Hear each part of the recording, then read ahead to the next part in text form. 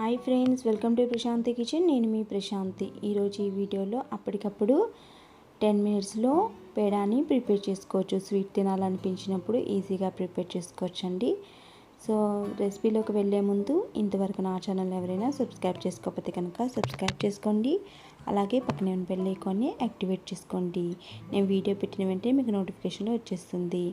ముందుగా ఒక అరకప్పు వరకు కొబ్బరిని తురుముకొని పెట్టుకోండి. ఈ కొబ్బరి అనేది టోటల్గా వైట్ కోకోనట్ అండి.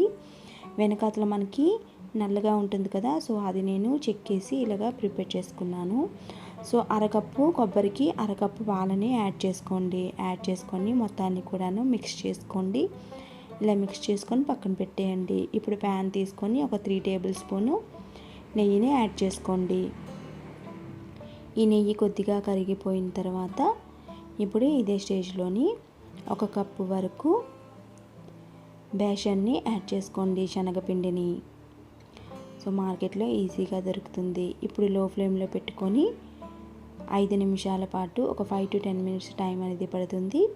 సో లో ఫ్లేమ్లో వేయించుకోండి. మంచి సువాసన అనేది వస్తుంది. సో మనకి నెయ్యి అనేది రిలీజ్ అవుతుంది. సో అంతవరకు మీరు వేయించుకోవాలి.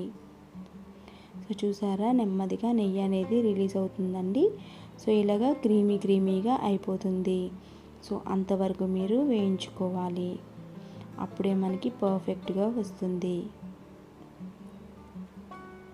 సో ఇలా క్రీమీగా అయిపోయినప్పుడు ఇందులోనే మనం పక్కన పెట్టుకున్న కొబ్బరి పాలని ఇందులో యాడ్ చేసేసుకోండి. సో ఇప్పుడు మొత్తాన్ని కూడాను దగ్గర పడినంత వరకు కొద్దిగాను బాగా కలుపుకోండి. గ్యాస్ని లో ఫ్లేమ్లో పెట్టుకోండి. ఇలా 5 నిమిషాలు కలుపుకున్న తర్వాత ఒక 5 to 6 టేబుల్ స్పూను పంచదారని యాడ్ చేసుకోండి. ఆల్రెడీ మనకి కొబ్బరిలో షుగర్ తీపి అనేది ఉంటుంది కదా, సో అందుకే నేను తక్కువనే వేసుకున్నాను. సో ఇలాగ మనకి ప్యాన్కి టోటల్గా అంటుకోకుండా ఉండాలి. సో అంతవరకు మీరు కలుపుతూనే ఉండాలి. సో ఇది మనకి పేడాకి కావాల్సిన మిశ్రమం అనేది రెడీ అయిపోయింది. ఇప్పుడు చెక్ చేసుకోవడానికి మనం చేతితో ఇలా పట్టుకుంటే కనుక మనకి ఇలా ఉండలా అయిపోవాలి. సో ఇంతవరకు మీరు ప్రిపేర్ చేసుకొని స్టవ్ ఆఫ్ చేసుకోండి. ఇప్పుడు నెయ్యిని అప్లై చేసుకొని చిన్న బాల్స్లా ప్రిపేర్ చేసుకోండి. ఇలా ప్రిపేర్ చేసుకొని చేతి మీద పెట్టుకొని పేడాలా ప్రిపేర్ చేసుకోండి.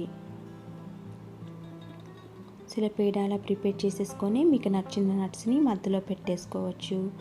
సో నేను పిస్తాని చిన్నగా కట్ చేసుకున్నాను. సో నేను పిస్తాని పెట్టుకుంటున్నాను.